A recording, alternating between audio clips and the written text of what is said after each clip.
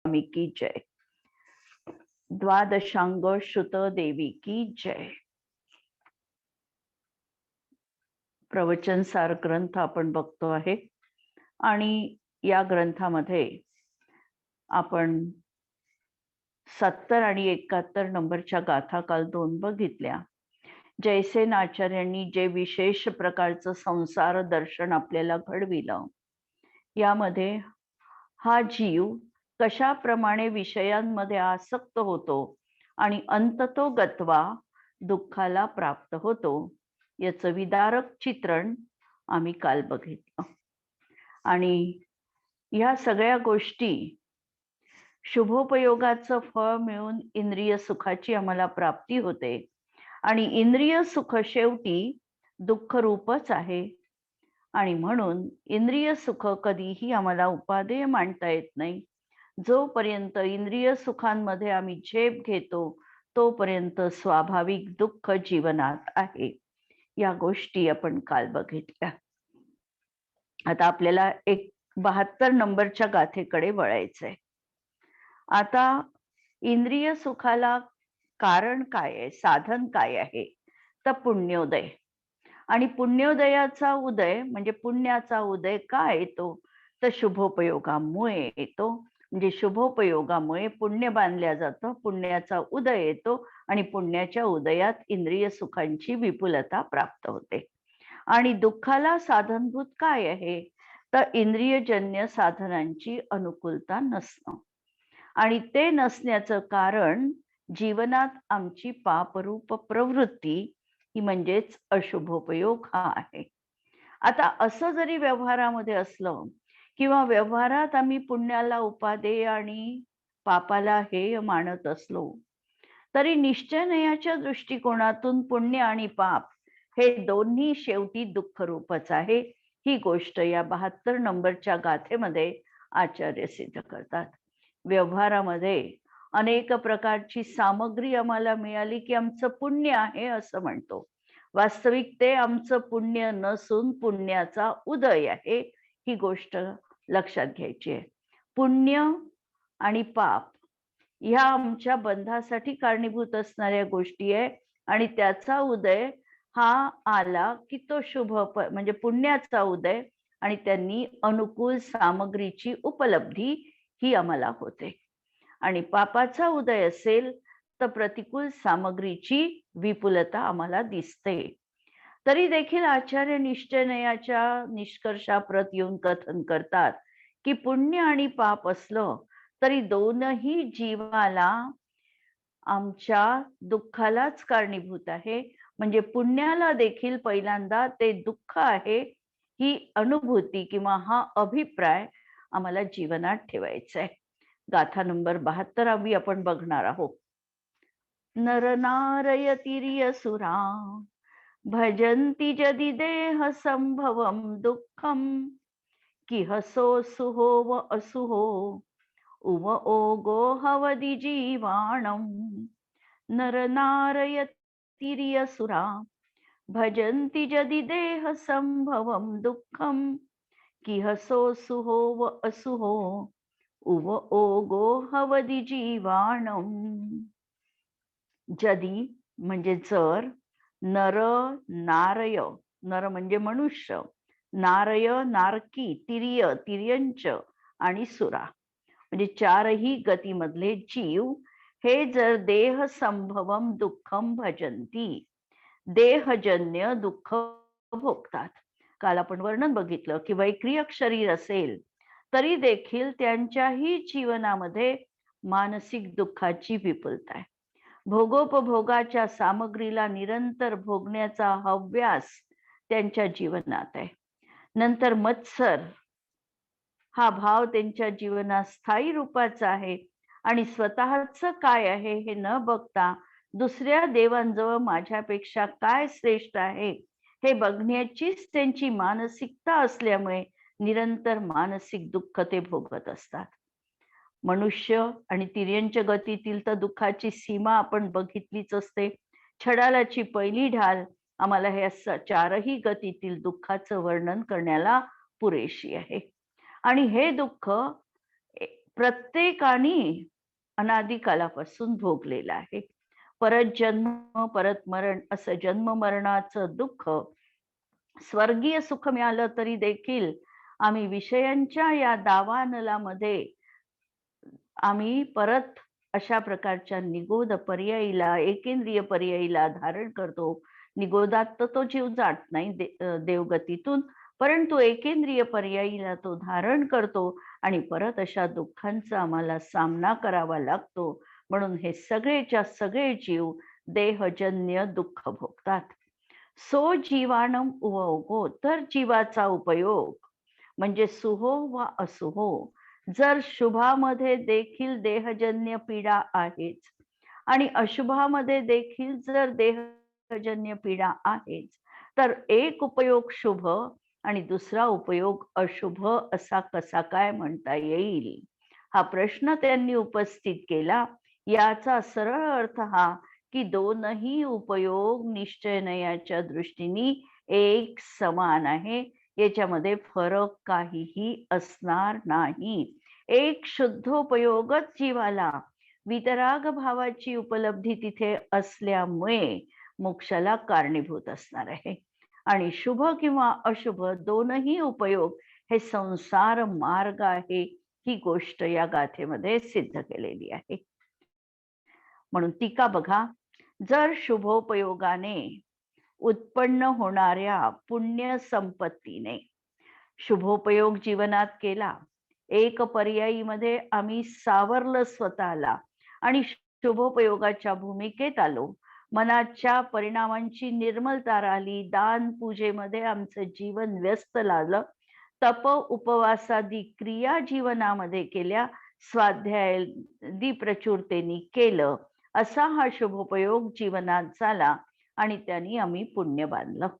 पुण्य बांधलं याचा अर्थ, जर त्या पुण्याला शुद्धोपयोगाची जोड नसेल, म्हणजे सम्यक दर्शन युक्त जर ते पुण्य नसेल, तर त्या निव्वळ पुण्याने, त्या शुभ क्रियानी वास्तविकतः हा शुभोपयोग देखील म्हटल्या जाणार नाही.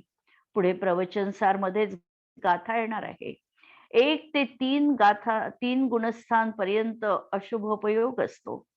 4 ते 6 गुणस्थानामध्ये शुभोपयोग आहे आणि 7व्यापासून पुढे शुद्धोपयोग आहे. म्हणजे शुभोपयोगाची सुरुवात सम्यक दृष्टीच्या जीवनात असते.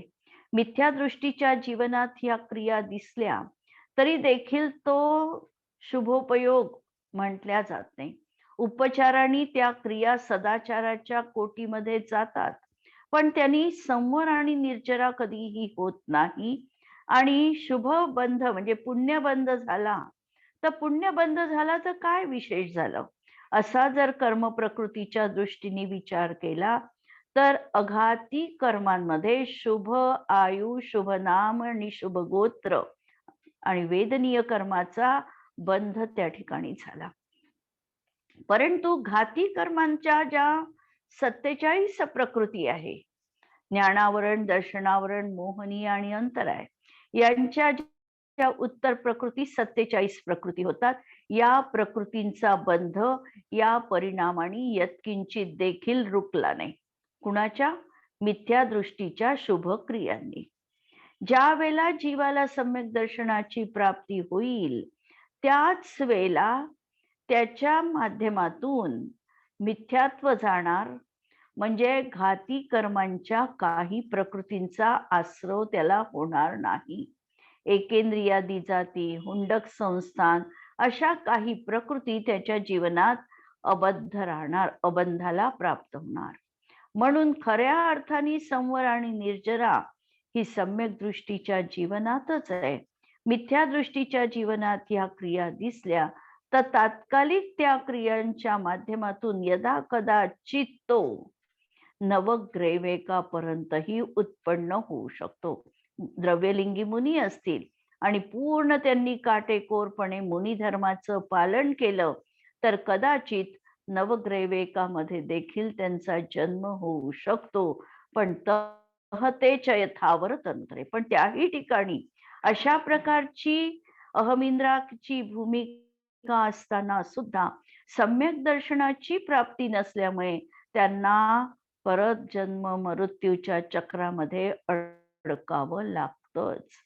म्हणून पुण्य संपत्तीने युक्त देवादिक आणि अशुभोपयोगाने उत्पन्न, आणि अशुभोपयोग हा तर अत्यंत हेयच आहे.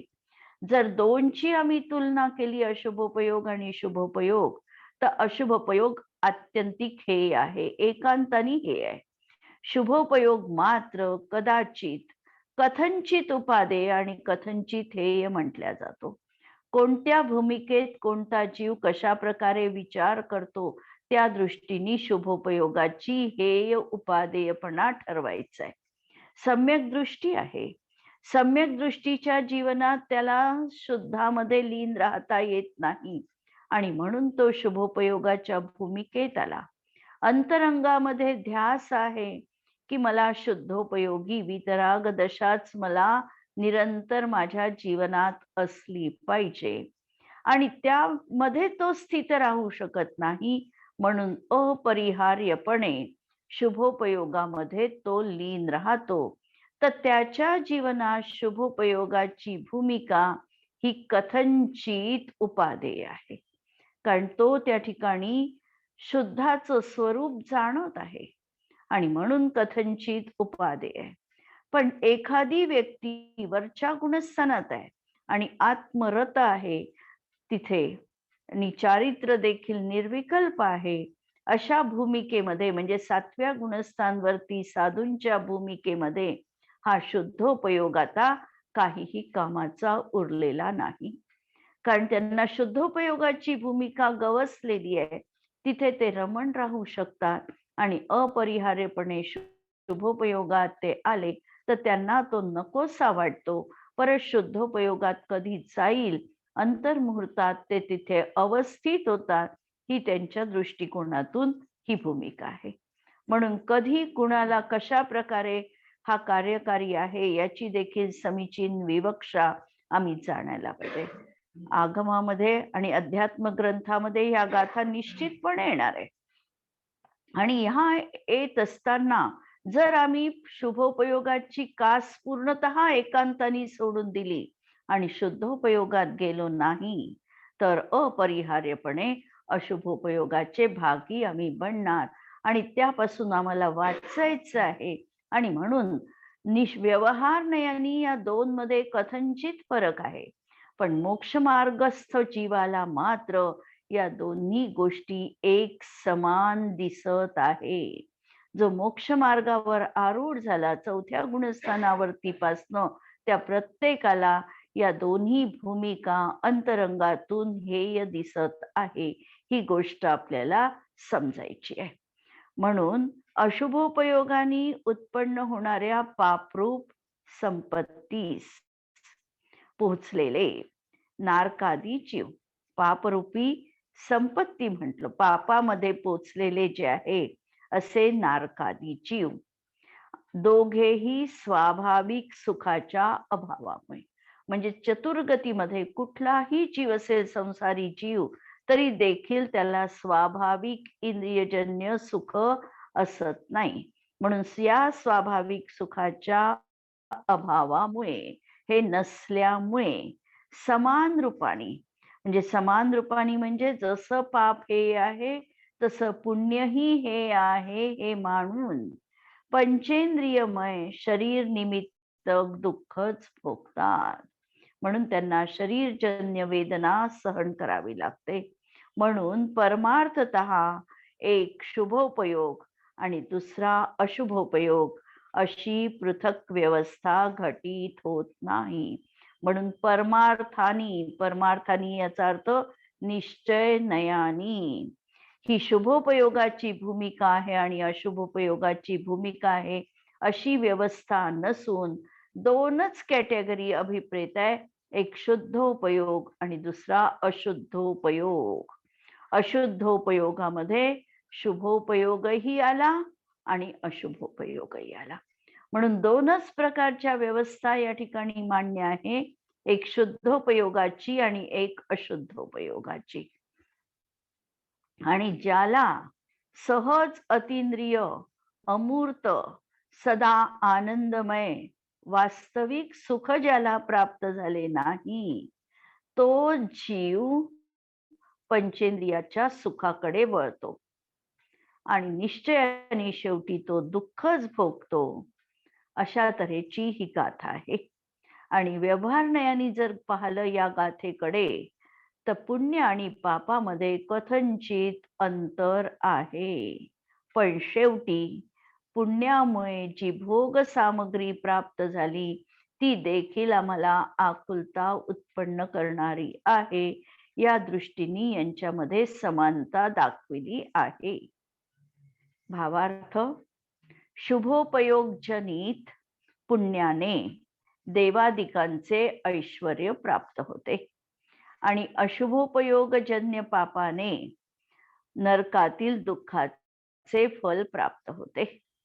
परंतु ते देव असो की नारकी, शरीरजन्य दुःखाच्या स्वाभाविक अपेक्षेने परमार्थाने दुःखीच आहे. जरी इंद्रियजन्य सुख मिळालं तरी इंद्रियजन्य सुख हे कर्म परवश आहे.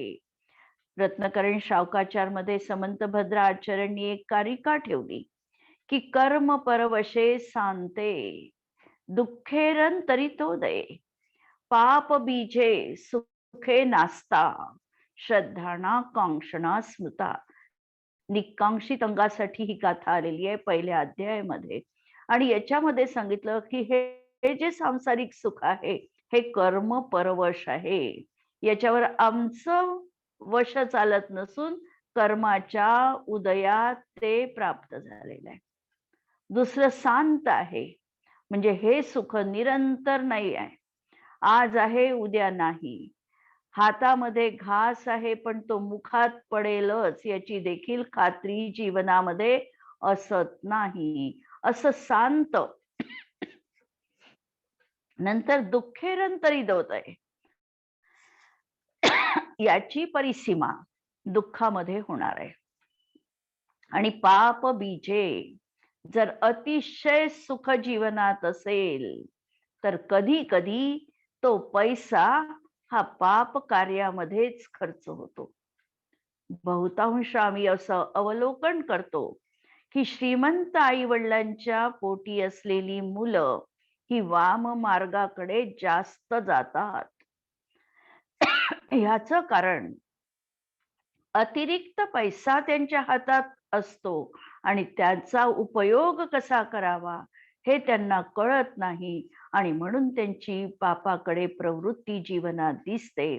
म्हणून ही कारिका आम्हाला भोगाच्या बद्दल लक्षात ठेवायची आहे.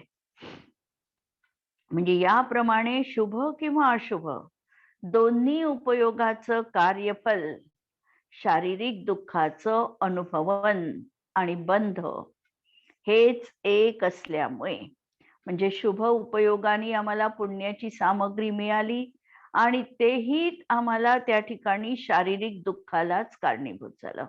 पापाचा उदय असताना तर प्रत्यक्ष आम्हाला शारीरिक दुःख दिसतं, इथे प्रश्नच नाही. आणि हे दोनही अनुभवत असताना परत नवीन बंध जीवाला होत असतो. त्यामुळे निश्चयाने शुभोपयोग आणि अशुभोपयोगामध्ये अंतर नसल्यामुळे समानता आहे. जेथे कार्य समान आहे, कार्य कोणतं आहे की शारीरिक दुःख, हे कार्य ज्या ठिकाणी समान आहे त्या ठिकाणी कारणही समान असलं पाहिजे, हे अनुमानाने निष्कर्ष काढलेला आहे.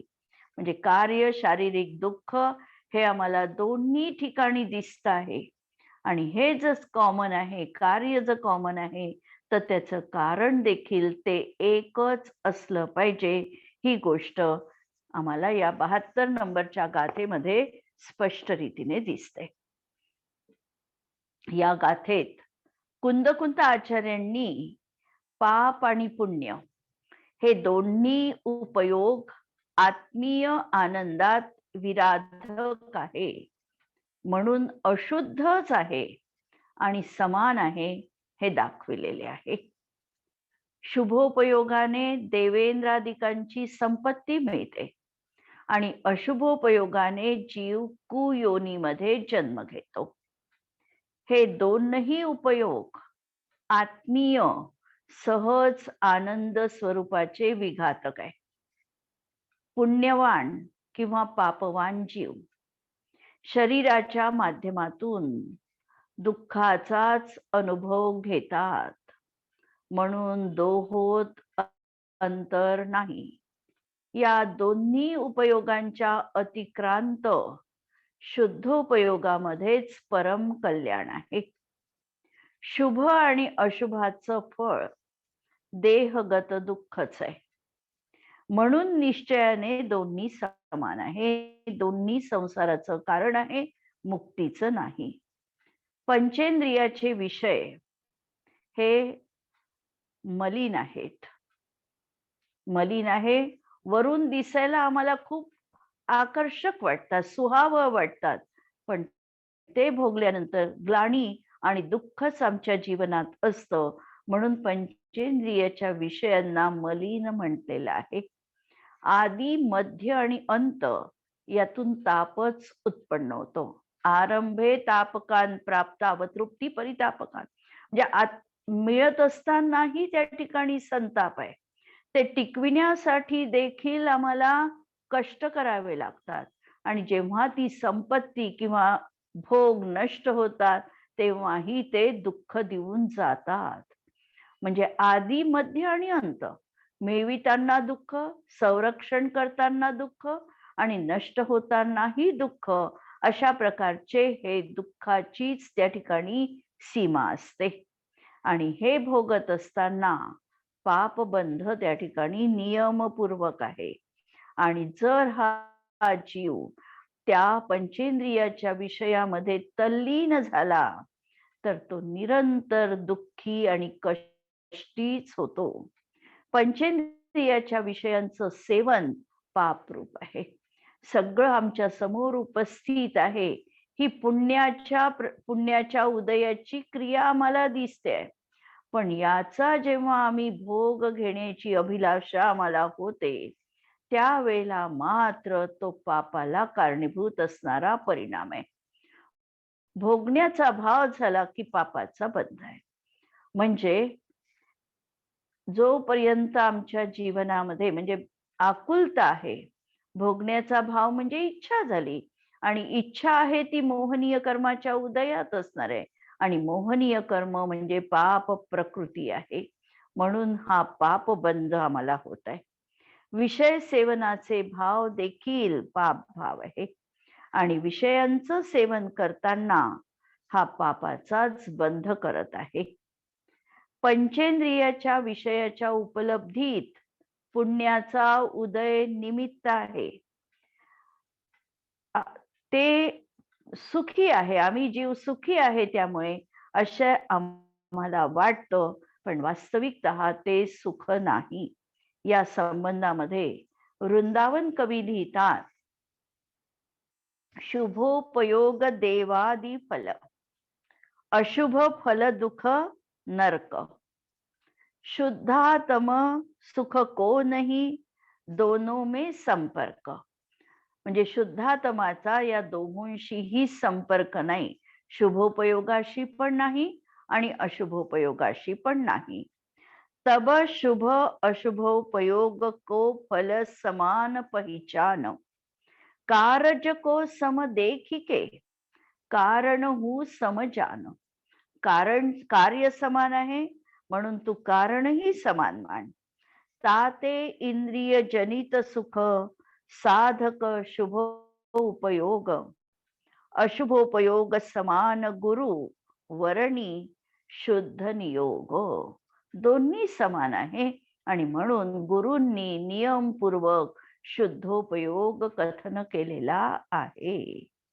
याचा प्रयोग करताना अशुभोपयोगानंतर येणाऱ्या शुभोपयोगाची पण उपेक्षा करून याचा अर्थ शुभोपयोगाला अंतरंगामध्ये स्थान न देता मला शुद्धोपयोगात जायचं आहे हा ध्यास अंतरंगात ठेवून सहज चित स्वरूपाचं अवलंबन घेऊन शुद्धोपयोगामध्ये लीन होणं हा प्रयोग या गाथेच्या अनुषंगाने आम्हाला करायचा आहे.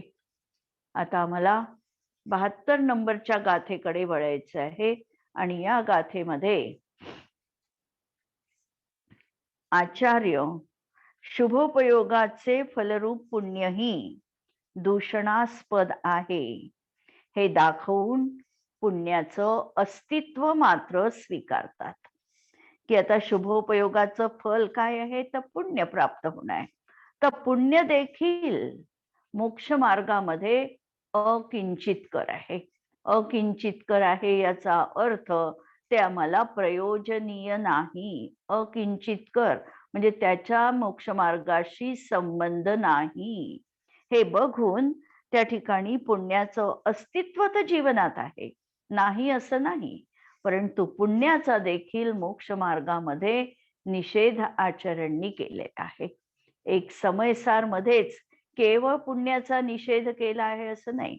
समयसार मध्ये तर पुण्य पाप अधिकार दोन्ही समान सांगितले आणि त्या ठिकाणी पुण्याची चर्चा करताना जयसेनाचार्यांनी लिहिलं शेवटचं की इथे पापाधिकार संपला. पुण्याधिकाराची चर्चा करतात आहे आणि लिहिताना लिहत आहे की या ठिकाणी पापाधिकाराची समाप्ती झाली, कारण दोनही त्यांच्या लेखी एका समान दर्जाचे आहे. जगामध्ये कितीही पुण्यवंताला कितीही सामग्री मिळाली तरी त्याची परिणती शेवटी ती सामग्री कुणीही स्वतःसोबत नेऊ शकत नाही. चक्रवर्तींच्या जीवनामध्ये नवनिधी असतात, एवढं षटखंडाचं साम्राज्य त्यांच्या जवळ असतं, परंतु जेव्हा चक्रवर्ती त्याचा त्याग करतात त्याच वेळेला ते मोक्षाला जाऊ शकतात. आणि चक्रवर्तींच्या जीवनात समजा त्यांनी त्याचा त्याग केला नाही आणि त्यामध्ये जर रत राहिले, जसे शुभम चक्रवर्ती, त्यांनी जीवनात त्याग केला नाही, त्याच्यामध्ये रत राहिले तर ते नरकगामी बनतात. आणि दुसरी गोष्ट चक्रवर्तींच्या जीवनामधली परत आम्हाला लक्षात घ्यायची आहे की चक्रवर्तीचा मुलगा, कितीतरी मुलं आहेत त्यांना, फक्त पट्टराणीला त्यांच्या मुलं होत नाही, 96,000 राण्या असतात, अनेक मुलं त्या चक्रवर्ती बनत नाही. चक्रवर्तीचा मृत्यू झाल्याबरोबर आयुधशालेमध्ये जे चक्ररत्न उत्पन्न झालेलं असतं तिचा नाश होतो, ते निघून जातं. म्हणजे अशा प्रकारची व्यवस्था त्या ठिकाणी असते. शांतीनाथ भगवान, कुंथुनाथ भगवान आणि अरहनाथ भगवान हे 3 तीर्थंकर कामदेव होते आणि चक्रवर्ती पण होते. आणि तीनही ते तीर्थंकर असल्यामुळे जरी त्यांनी म्हणजे कामदेव चक्रवर्ती होते मोक्षाला गेलेले आहे, पण शुभम चक्रवर्ती मात्र त्यांनी जीवनात आपल्या भोगांचा त्याग केला नाही आणि त्यामुळे त्यांचा मोक्ष मार्ग प्रशस्त झाला नाही. या वरून आचार्यांनी हा निष्कर्ष काढलेला आहे की पुण्य देखील दूषणास्पद आहे. पुण्य देखील अगदी कौतुकास्पद आहे, निरंतर त्याचं कौतुक झालं पाहिजे, पुण्याची वाहवा झाली पाहिजे असं नाही. अनेक गोष्टी आपल्याला अशा पाहता येतील. नारायण श्रीकृष्ण होता. श्रीकृष्ण नारायण असून त्यांचं पुण्य जबरदस्त होतं की 63 शलाकापैकी ते एक शलाका पुरुष होते. पण शलाका पुरुष असताना सुद्धा त्यांचा जन्म कारागृहात झाला. का? कारण त्यांचं पुण्य होतं, नव्हतं असं नाही आहे.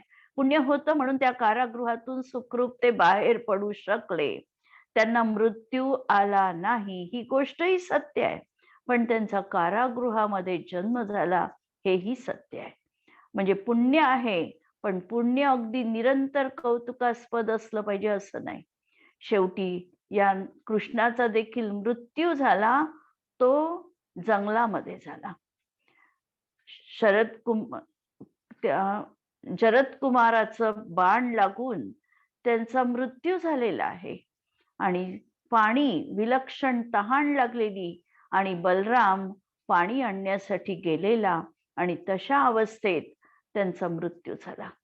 वास्तविकतः त्यांचं शरीर जे होतं हे उत्तम संवहनधारी शरीर होतं. असं असताना सुद्धा अशा प्रकारचा बाण लागून त्यांचा मृत्यू झालेला आहे.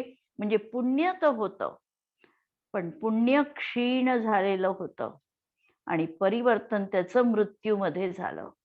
म्हणून पुण्य हे अगदी निरंतर कौतुकास्पद असतंच असं नाही. अनेक उदाहरणं आपल्याला पाहता येतील.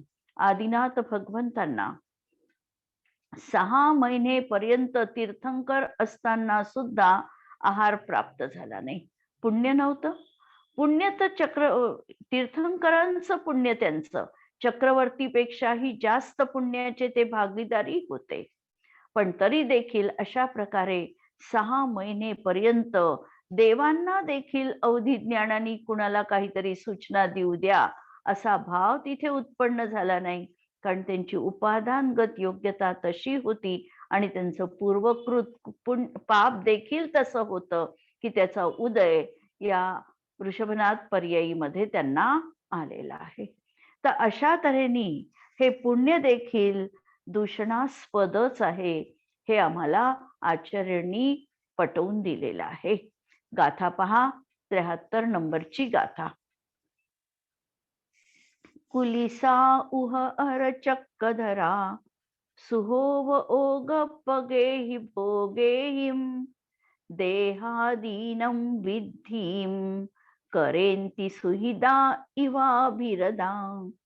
कुलिसा उह चक्कधरा सुहोव ओगोपगेहिं भोगेहिं देहादीनं विद्धिं करेन्ति सुहिदा इवाभिरदा. कुलिसा, कुलिस म्हणजे वज्र. इंद्राचं जे वज्र असतं त्याला कुलिस म्हणतात. अशा प्रकारचं कुलिस आयुध. आयुध म्हणजे आयुध. आयुध म्हणजे शस्त्र. म्हणजे जे वज्र धारण करतात असे इंद्र आणि चक्रधरा, आणि जे चक्राला धारण करतात असे चक्रधर. चक्रधर कोण? तर नरेंद्र म्हणजे चक्रवर्ती.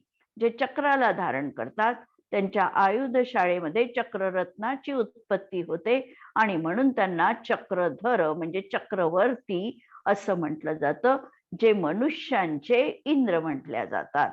तर असे देवांचे इंद्र, असे ते वज्रधारी इंद्र आणि मनुष्यांचे इंद्र चक्रवर्ती, असे सुहोवो ओगो पहेहिम भोगेहिम शुभोपयोग जनित पुण्य फल रूपी संभोगांनी देहादीनं विद्धीम करेती.